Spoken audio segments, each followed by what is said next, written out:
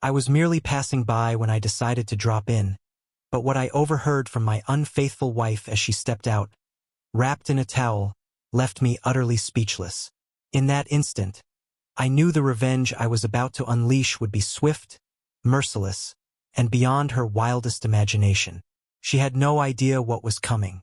The day had started like any other. I left work earlier than usual, my mind preoccupied with the high-stakes merger I was handling. As I drove past our townhouse on my way to the gym, something made me stop. Maybe it was instinct. Maybe it was fate. I parked outside, noticing that my wife Isabel's car was in the driveway. Strange. She had told me she had a late meeting and wouldn't be home until much later. A shiver ran down my spine, but I brushed it off. "You're overthinking, Adrian." Yet a nagging feeling told me otherwise. Moving cautiously, I unlocked the front door as quietly as possible. The house was eerily silent except for the faint sound of water running in the upstairs bathroom. Then I heard it. A man's voice. "That was amazing," he chuckled. "I can't believe you're actually pulling this off." I froze. A second later, Isabel responded with a breathy laugh. "Oh, Adrian has no clue. He's so easy to fool," she said smugly. "He thinks I'm working late today. We have all the time in the world." Silence followed, then the unmistakable sound of a kiss. My fingers tightened around the staircase railing, my knuckles turning white. My entire body felt numb as my mind raced at 1,000 miles per hour. She was betraying me right now, in our home, in our bed. I should have charged upstairs. I should have kicked the door open, dragged the bastard out, and demanded an explanation. But I didn't.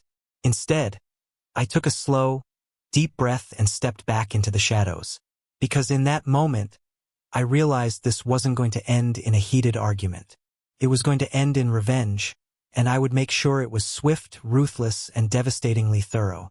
I turned around, walked out of the house, and got into my car, but I wasn't consumed by anger or heartbreak. No, I was calculating. My marriage was over.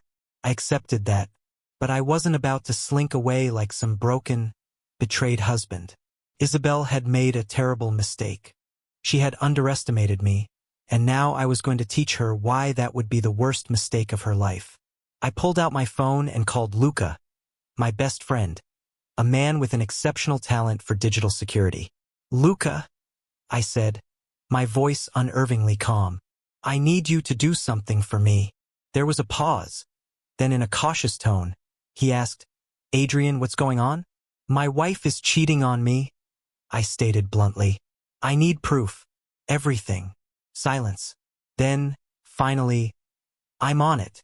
Within 48 hours, Luca had done what he did best. Not only did he retrieve every text, call log, and hotel booking Isabel had made with her lover, but he also hacked into our home security system and pulled footage of them together. There it was, undeniable proof. That's when I set my plan into motion. A simple divorce would be too easy. I wasn't just going to walk away. No, I was going to make sure she lost everything, her reputation, her sense of security, and most importantly, her pride. Step 1 was psychological. For the next few days, I acted completely normal. I kissed her on the forehead in the mornings. I asked about her day, played the role of the loving husband, and even brought her coffee in bed, all while secretly orchestrating her downfall. She had no clue that every affectionate gesture was just another step in my carefully laid trap to set the stage for my revenge. I planned a perfect deception, a romantic weekend getaway to an extravagant villa just outside the city, a destination we had always dreamed of visiting. "Oh my God, Adrian," she gasped, her eyes lighting up with excitement as she played the role of the devoted wife. "You're incredible." I smiled warmly. "Anything for you, my love." She had no idea that while she was excitedly packing for our trip, I was already finalizing her downfall.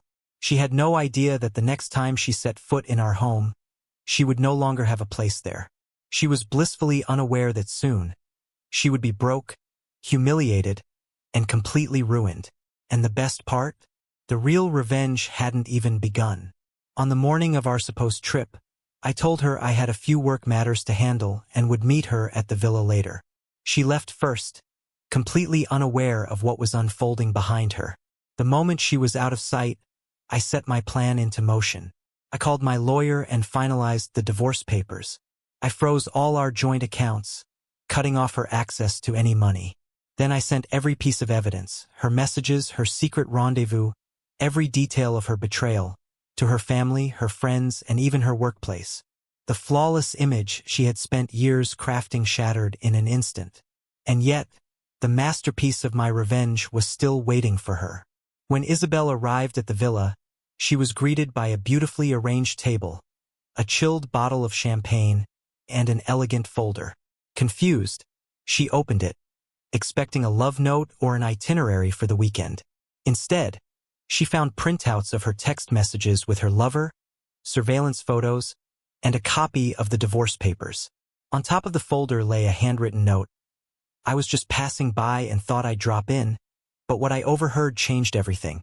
You never saw this coming. Consider this my parting gift. I wish I could have seen the expression on her face, but I had no interest in witnessing her meltdown. I never even showed up at the villa. I never called. I simply turned off my phone and let her sit there alone, overwhelmed, forced to stare at the undeniable proof of her own betrayal. The messages, the photos, the receipts. Everything laid bare like the autopsy of our marriage. And yet, she still didn't realize the full extent of what was happening. While she sat there in stunned silence, trying to figure out what to do next, I was executing the final phase of my plan. I made sure the truth reached everyone who mattered.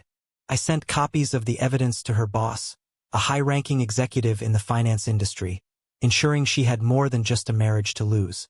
I forwarded everything to her parents, the ones who had always believed their daughter was perfect.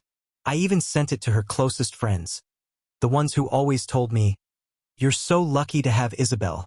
Within hours, the phone calls started. I ignored them all.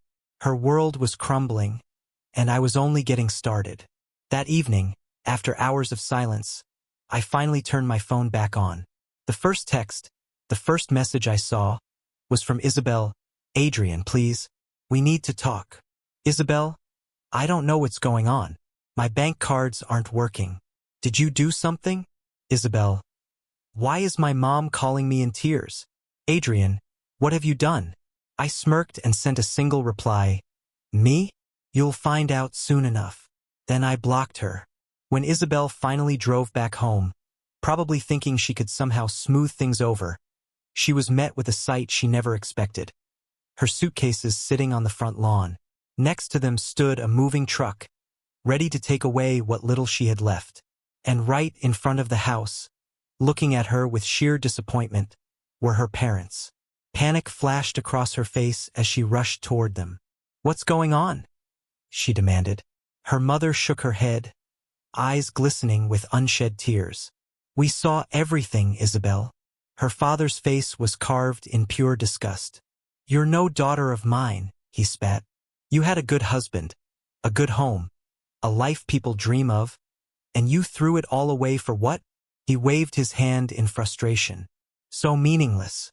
Affair." Tears streamed down her face. "Dad, please." He cut her off. "Adrian sent us everything. Do you have any idea how ashamed we are?" She turned to me, then, fury burning behind her tear-filled eyes. You did this."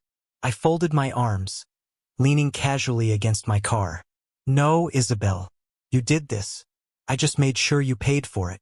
Her gaze darted to the house, desperate now. "You can't kick me out. This is my home too." I let out a slow smirk. "Not anymore." She blinked, confusion turning into dread. "What?" I sighed as if explaining something simple. "I had the house transferred to my name weeks ago," I said smoothly. "You weren't paying attention. Just like you weren't paying attention when I drained our joint accounts." Her hands flew to her mouth in shock. You can't do this to me." I shrugged. "Oh, but I already did. And that wasn't the end of it." Her job was gone. Her boss wasn't exactly thrilled about hiring someone whose personal life had become a public scandal. Turns out, high-ranking executives don't appreciate that kind of drama. Her friends vanished. Turns out they had been my friends all along. And the guy she threw everything away for? The moment she lost her comfort, her security, her status, he disappeared too. Ghosted her completely. 3 days later, she sent me one last text. Isabel, I have nowhere to go. Please, I made a mistake. I miss you. We can fix this. I didn't reply because in that moment, I knew she finally understood. She had been so confident, so certain that no matter what, I would always be there, that I would forgive her, that I would take her back. But now she had nothing and I was finally free. 2 weeks later, I sat in my new office, promotion secured, a new city waiting to be explored, and a fresh start ahead.